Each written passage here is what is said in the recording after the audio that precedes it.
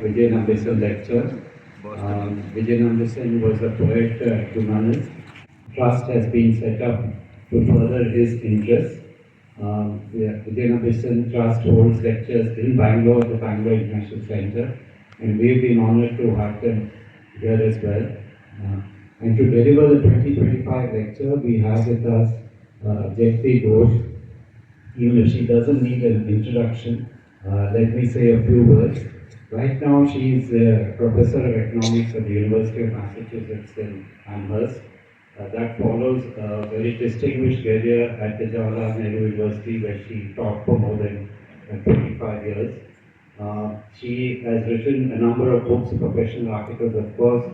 She has worked with international organizations like the United Nations, UNCTAD, UNDP, and Government of India organizations, and in fact to the Government of Andhra Pradesh, the Committee on Farmers in 2004.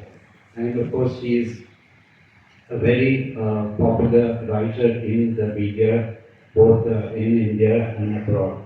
So it's been a long time that we've been looking forward to have her at MANTHAN, and it's great that she's here to deliver the 2025 Vijay Nambism lecture. Welcome. And I can't tell you how honored I feel to be able to deliver this lecture. When we were young, we used to read Vijay Nambisam's poetry. And this is, of course, well before, I think he had written the book on Bihar and so on, which is, of course, an absolutely amazing book also. I don't know if any of you have read his book on Bihar, which I think is still very valid and relevant many years after. What struck me always about his poetry, and I imagine that those of you who knew him would know much more about it, is that, unlike a lot of other poets who get kind of obsessed with the sound or the so-called poetic quality, he didn't traffic in words. He said it like it is. He was out to capture the essence of something. So there was something very pure about the poetry, I always felt. And clearly, therefore, an exceptional man. I'm really also very honored to be able to deliver this in front of Kaveri, who is another extraordinary person for whom I have the greatest respect. And clearly, you're doing a great thing out here in MANTHAN, in Hyderabad, this getting together to be discussing issues that matter with different generations and everybody doing this on a community basis is fantastic. So thank you so much for inviting me. I'm really happy to be here. Okay, so what I want to talk, I'm an economist by training, which is a little boring, but I'm going to try and link some of the things that I've been thinking about to a broader vision, I think, that matters for all of us as citizens of India, of course, but as people who have to exist in this really weird world that we're in today. And specifically, I want to begin with the whole idea of capitalism and democracy, and then come down to how it can play out in India, what choices do we have in terms of getting an economy that actually works for people rather than making people slave away and kill themselves for the sake of an economy. So, let me give you a punchline first. What's my first argument? My first argument is that capitalism is fundamentally incompatible with democracy. Okay?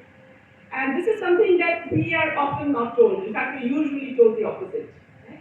The liberal economic order and the Western, rule of law, etc., that's supposed to be compatible with democracy, and that's capitalism, free markets, etc., it's all supposed to be part of what enables democracy. And the other side, the bad guys, the totalitarians, etc., they are the ones who are anti-democratic, of course, but they're also therefore seen as not capitalist in the same way. So what I'm saying doesn't sound quite plausible at one level, right? Certainly I know the economics textbooks that young people read today are also more or less the subtext is that free markets equals freedom in other ways. And that's essential for democracy. So why am I saying that it's incompatible? Because the logic of capitalism, so okay, let me go back a little bit. What the hell is capitalism? What is capitalism anyway? Right? What defines it? And of course, lots of different definitions. Some people will say it is the ability of those who own property to control those who do not own property and therefore have to sell their labor power, which is the social relations of production business. Some people just say no, it's the fact that you have these markets operating and that the rule of markets is what defines capitalism. But I increasingly have begun to believe that really it's all about property. In other words, you cannot imagine capitalism without private property. It's the fundamental defining basis. And in fact, there's some people who've done some interesting work. There's a lawyer called Katerina Pistor who's written a book called The Code of Capital. And she says, all of you who keep saying, oh, it's all about economic relations and this and that, no, it's about the laws. It is actually, you will not get capitalism until you get laws that give some people control over something that then becomes their asset, their ability to sell, keep the profits from it, etc., all of that.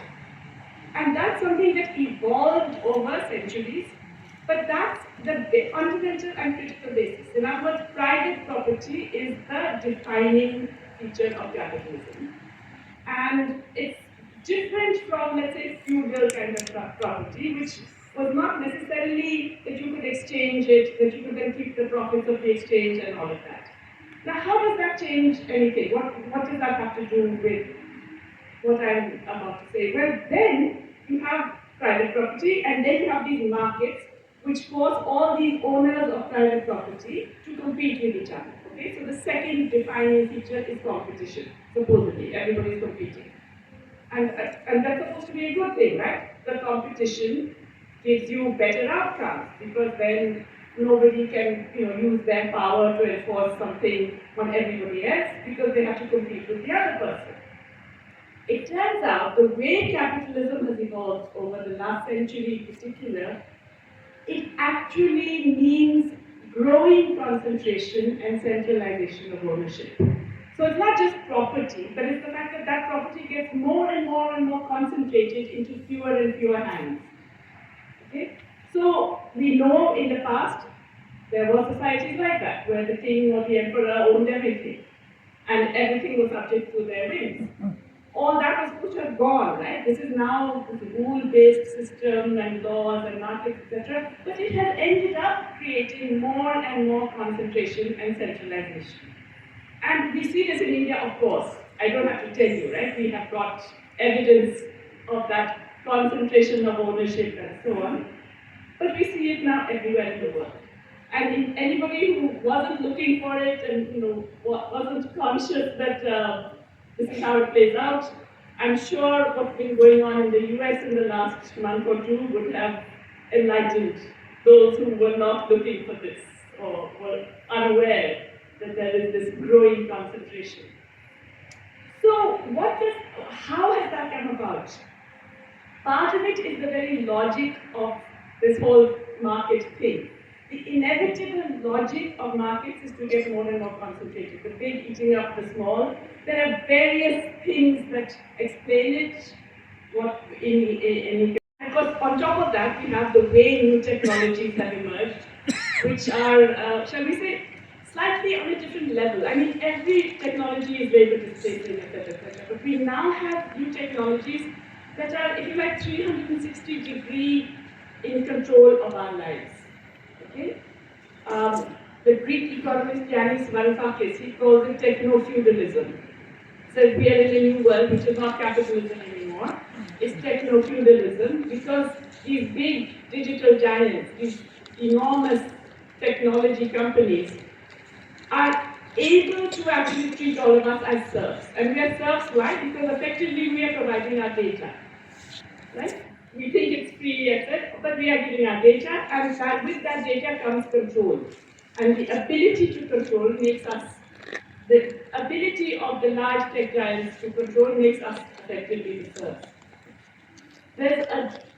So is this what capitalism was meant to be, or how it's presented as?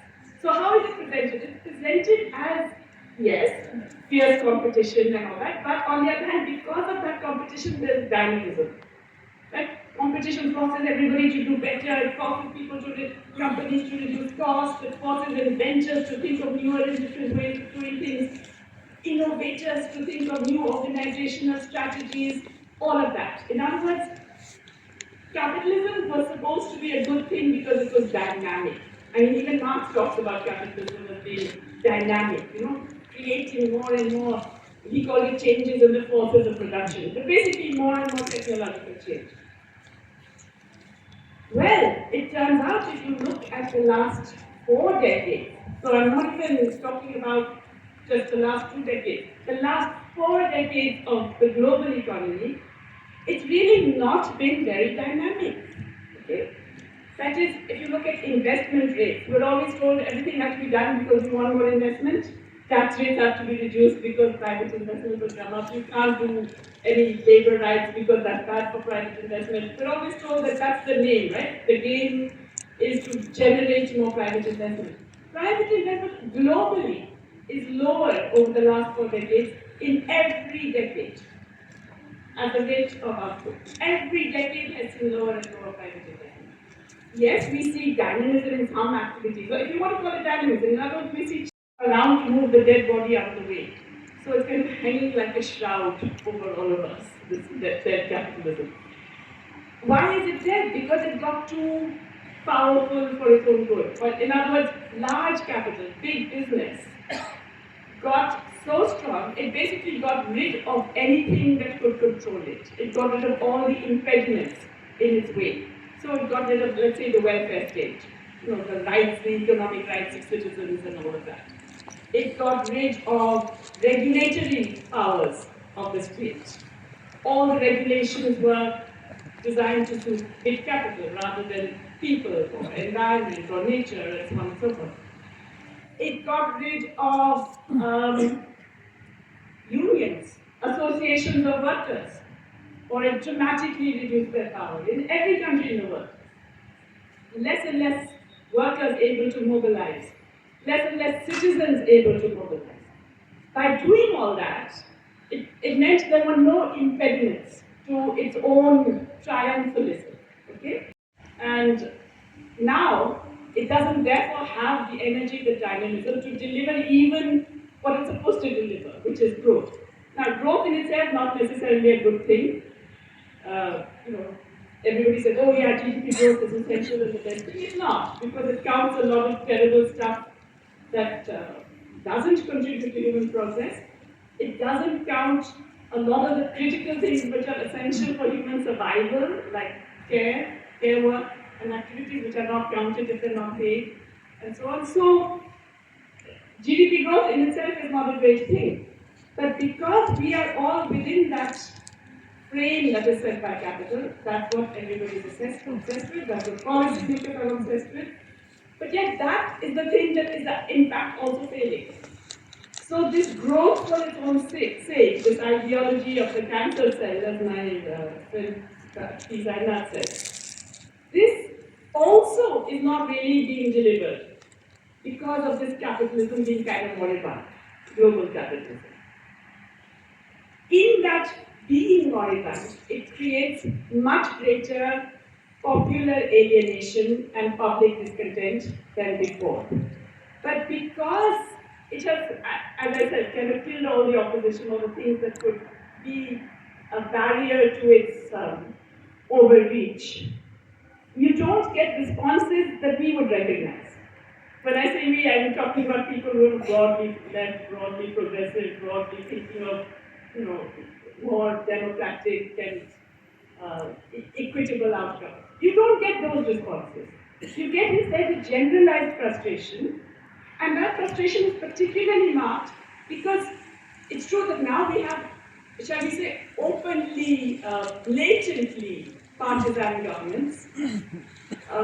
We can use the word fascistic, but it's not just that they're fascist, it's that they don't, there's no fig leaf of pretending to be caring as there was before.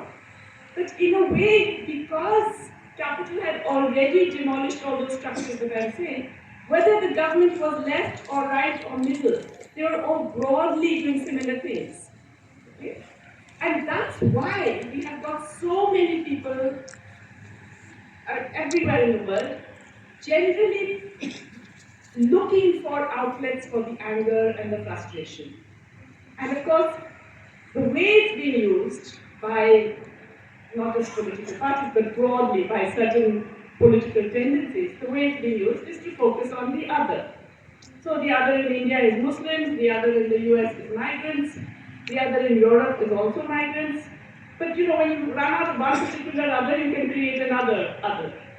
There are always others available.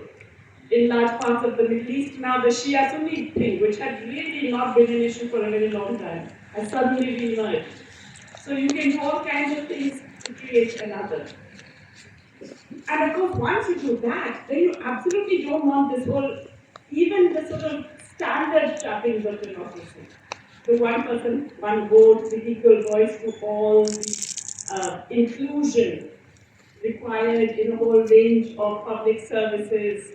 You don't want all that. You don't want to even make that a basic plank of an economic agenda. When I say you, I'm saying a lot of the reaction. If we try to understand the processes that have brought, let's say, the Trumps of this world into positions of such power, but also the processes that mean that even governments of the supposed centre-left, like the new government in the UK, the Keir Starmer government is a Labour government, it's supposed to be centre-left, broadly saying similar things. It's really because of this desperation of capital now to somehow find a way of not just legitimizing itself, but actually getting back to some dynamism. And that's because, it's a kind of, it's a very strange, contradictory kind of dialectical process. That growth of big capital destroys all of the things that could have restrained it, and that's what they wanted to do because they wanted to keep growing and get more and more powerful. But then having done that, there is no push, there's no driver for the economic dynamism. And then, because there's no driver for the economic dynamism, there's not enough employment, there's not enough public, there's none of the stuff that capitalism is supposed to deliver, and so people are angry. And so, to give an outlet for the anger and the frustration and the disaffection, you generate others.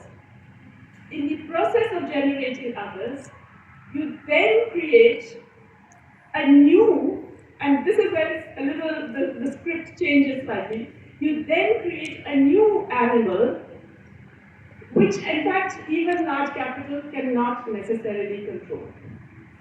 So this is a bit, Gramsci in his prison notebooks, he was writing in prison, in Italian prison under the fascists in the 1930s. And he said that, there is this interregnum period when the old world has died, and he used the word died, but the new one is yet to be born, and nobody even really knows the shape of that new one. And you may want that, we would want a better new dawn, nobody really knows the shape of that new one. And so you get that interregnum, that intervening period, which he says is really a period of monsters. It's a period of monsters come out. And with monsters out there, they can do all kinds of things, unpredictable, etc. Now, this is a broad frame to look at a lot of stuff that we know is going on, certainly in India, certainly in the US, certainly in Europe at this moment. But the point really is that what it means in terms of outcomes is absolutely blindingly massive degrees of inequality, way beyond anything we have had even in colonial India, feudal India, etc. We are getting extraordinary levels of inequality, and those inequalities are also associated with extraordinary levels of power. So there's another thing that here we have to bring in, and this is something that economists, as in general, are quite bad at. So, when economists, when we talk about inequality, we are really focused on distributional inequality. Who gets how much of what? Who has how much assets? Who has how much income? Who gets to go to schools? Who gets health access? Who gets all of the? We're looking at the distribution, and of course that's critical. But because of that, we paid less attention to another type of inequality, which is relational inequality. Okay? And so what is relational inequality? It is your ability, the ability of one person or group to influence the actions and outcomes of another person or group. The classic case of relational inequality is gender. Okay? The ability of in patriarchal situations of men to influence what women do. Control, influence both the activities and the outcomes. But there are many other kinds. I mean, caste is a relational inequality. All kinds of power imbalances are relational inequalities. The ability of Mr. Trump to tell a bunch of countries that you have to do this is at a global level a relational inequality. Yeah? And this is not Mr. Trump. Mr. Trump says it out loud. Okay? He says the quiet part out loud. But Mr. Biden, Mr. Obama, Mr. Ghosh, etc., they all pretty much had a similar approach to the rest of the world. It's just that his is much more evident and out there, in your face and rooted. This relational inequality in a period of monsters is what is giving us this weird world that I talked about in the end. But we've got, as I said, moribund global capitalism, we've got extreme inequality. Along with that, we have growing relational inequality, the power of some individuals or agents or groups to influence the activities and outcomes of others. And we have both. There's stuff we know we don't know, and there's a lot of unknowns as well. Okay, now, so in other words, things are bad. the bottom line. Things are bad, and they are bad because of the nature of the economic system that we have all chosen to adopt. So then, what do we do? How do we even get out of bed in the morning in this context? And is it worth getting out of bed in the morning in this context? So I'm going to argue that yes, it is. Because, you see, one of the things that we tend to ignore, or perhaps we're not even allowed the freedom to think about it enough, is how transient many of these things are. But even more than that, how the economy itself is really entirely a creation. It is something that is manufactured. It is not something that was written in stone that this is how human beings have to relate to each other in this way. It is entirely a human, I would say, invention, creation. And if it is invented and created by humans, it can also be changed, reformed, revamped, thrown away by humans. In other words, these are processes that are subject to human intervention. And what do I mean by that? Essentially, we have to get to a situation where we realize that everybody, every person in a society has to say, we are not looking for what all of us do in terms of how it serves the economy. We have to change our notion of the relationship between economy and society. And what do I mean by this? So, for example, anything that a government does, they will tell you they're doing it for economic growth or for the economy. Right? As I mentioned, the tax cuts, why? Because you get private investment and you help economic growth, etc. But getting more women into the workforce, we're constantly given numbers. Oh, you must get more women in the workforce. That will increase GDP by so many million or billion. And globally, it will increase global GDP by so many billion if you get more women in the workforce. We have to improve the health of people. Why? Because a healthy workforce generates more productive workers and gives us more GDP. Everything is seen in relation to what serves the goal of increasing GDP. In fact, we should be doing it the other way. We should be standing it on its head and saying, wait a minute, what do we want in our society? What do we want as a goal? We want, let's say, we want health for all, in the broader sense, not just in terms of access to clinical care and so on, but the entire gamut of things that generates health. We want access to decent nutrition. We want access to good quality employment. We want social protection for everybody. We want the broader, Kaveri sitting here knows much better than anybody else, the entire gamut of things that generate health, which includes sanitation, nutrition, pollution, etc., all of that.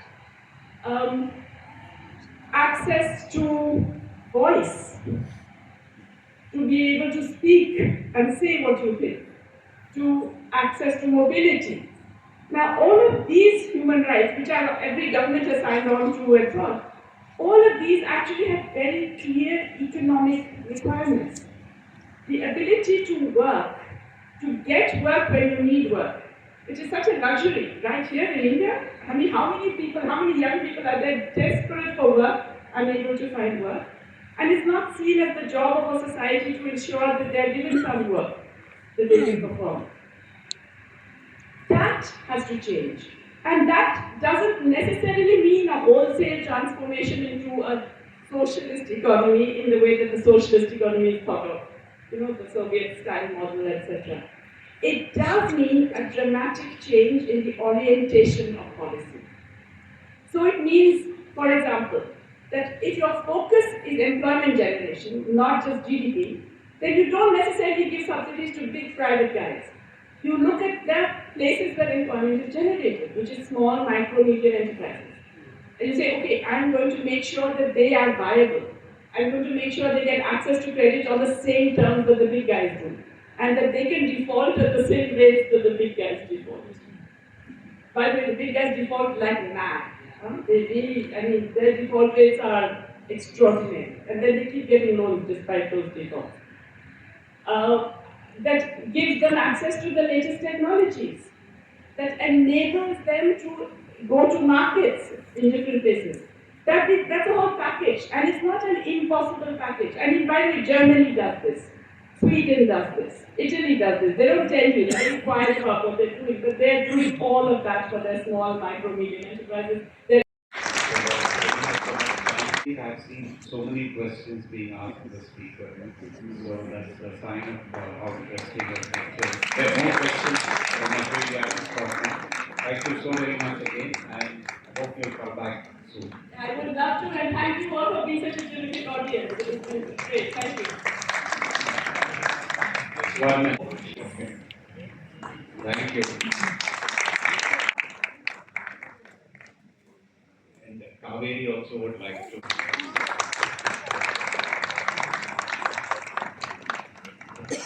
Thank you, everybody. The next month, 28th of this month, this will be on decentralization. We hope that you will be able to come to that. Thank you.